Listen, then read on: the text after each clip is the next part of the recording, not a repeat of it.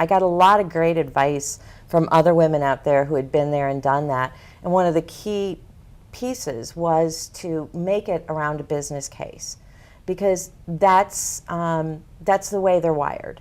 You know, and I did have some funny stories. You know, I initially went and spoke with every member of the management team individually and just kind of let it slide that I was thinking of doing this.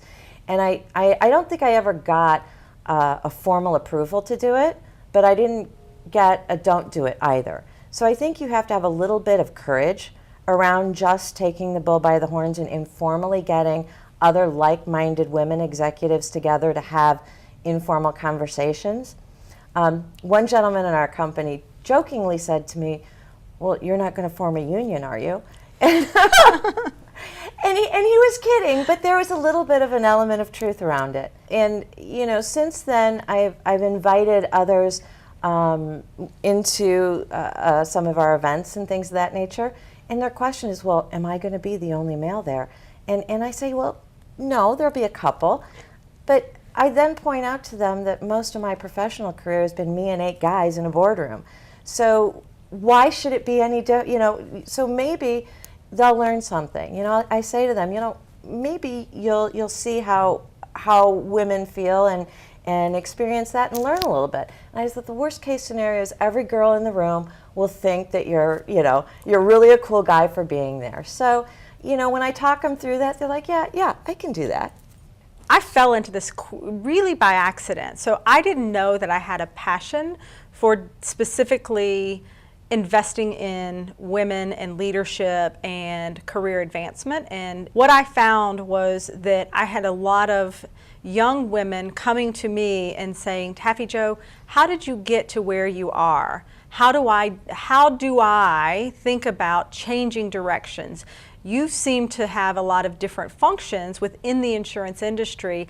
I don't feel like I have that same ability to navigate through different functions." So as I thought about it and began to work through coaching opportunities or having coffee with the young women, one of the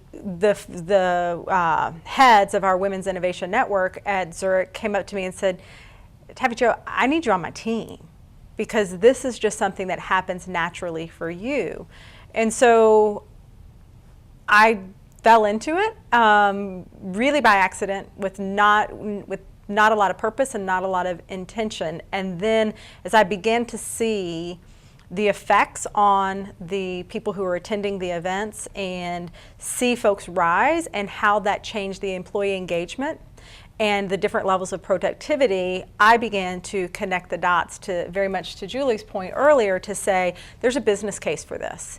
And we all need to be thinking about how we increase our production and how we increase employee engagement, and simply talking to people about what their opportunities are and creating forums, different types of business resources groups that creates a safe environment for people to share their ideas was something that, again, it just began to take on a different life of its own.